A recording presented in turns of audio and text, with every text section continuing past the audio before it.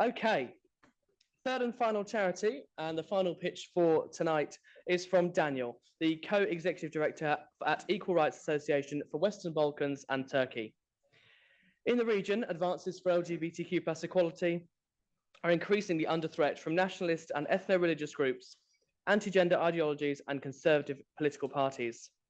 IRA are working to promote and advocate for human rights of LGBTQ+ people across the region. Please welcome Danijel from IRA.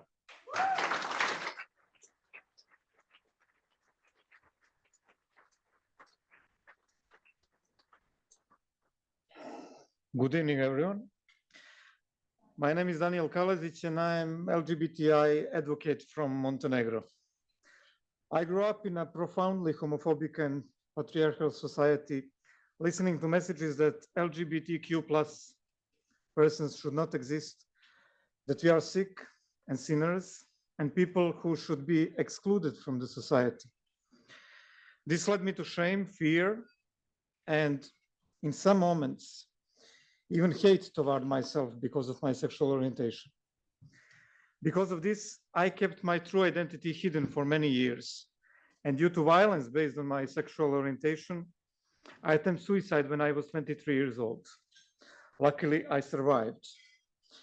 And these struggles have fueled my unwavering dedication to bring about the change. I transformed from a place of darkness to establishing the most prominent LGBTQ+ organization in my country.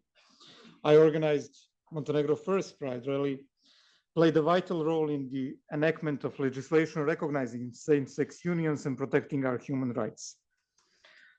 Last year, I took pride in stepping into the role of the executive director of ERA, LGBTI Equal Rights Association for the Western Balkans and Turkey. We are a group that represents 82 organizations from our region, including Albania, Bosnia and Herzegovina, Croatia, Kosovo, Montenegro, North Macedonia, Serbia, Slovenia, and Turkey. We provide critical support for the LGBTQ+ movement by facilitating cooperation, building the capacity, and providing our member organizations with the evidence they need to advocate for change by conducting research and documenting human rights violations. Despite some progress, LGBTQ+ activists and organizations in our region face deep-seated homophobia and transphobia. Hate crimes and hate speech are increasing, and national governments fall short of responding effectively due to political concerns. For example, in Turkey, the government is now preparing to propose new laws that will ban the work of the LGBTQ+ organizations. In Serbia, threats of violence from right-wing protesters led to the cancellation of the Europride. In Bosnia and Herzegovina, the president announced a plan to ban LGBTQ+ content from the school textbooks. In Croatia, our communities are fighting for their parenting rights to the courts, but are facing steep opposition from church-influenced political parties.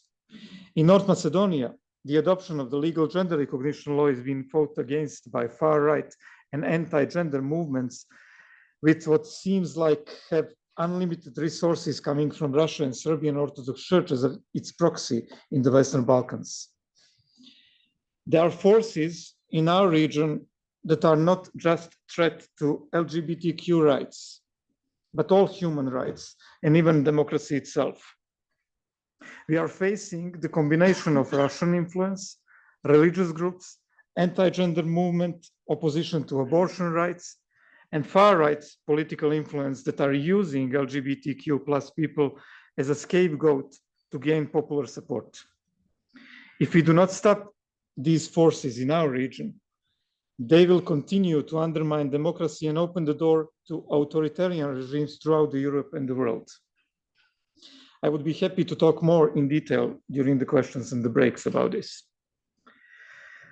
In order to prevent the backlash, preserve what is achieved and continue the progress as an umbrella LGBTQ+ organization, we will provide support to the movement all across our region to strategize and scale up their ability to respond to oppressing political surrounding throughout strategic planning, training, grant making, international advocacy work, community organizing, providing of legal assistance, media and awareness campaigns, emergency situation and crisis response, as well as research and data collection and reports on the country-specific situation on human rights.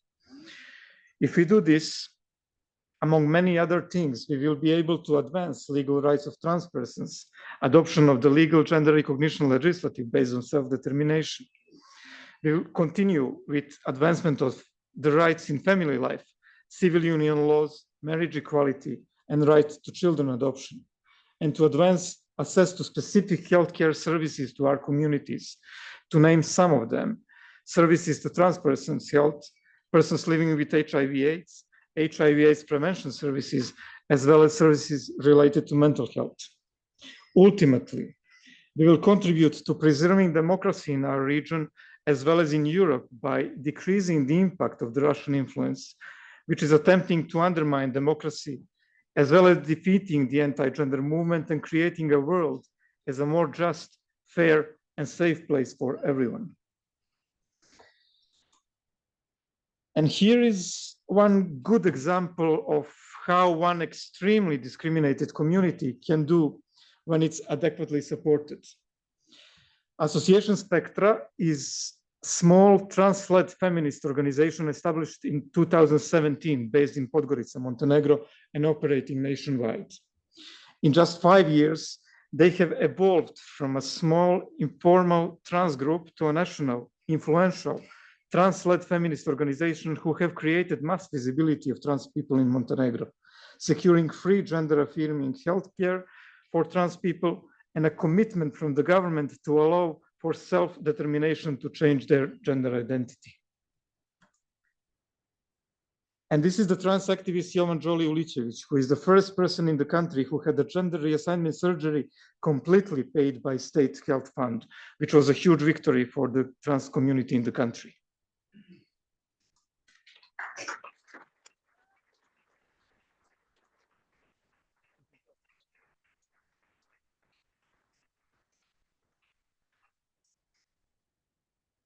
This is a shared battle, and its success hinges on our collective strength.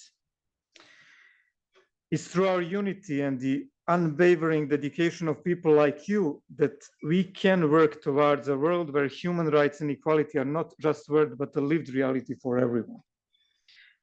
But we cannot do it without funding. Because of the COVID crisis, the war in Ukraine, and deprioritizing of the LGBTQ+ funding by the European Union, this had reduced our budget and our ability to fundraise.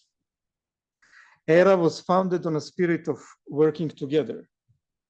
When we work together, we become a formidable force that can bring about meaningful and lasting change by standing together. Each voice, each action, no matter how small it may seem, contributes to the larger cause. And every step forward brings us closer to achieving justice, equality, and a better future for all. Thank you so much.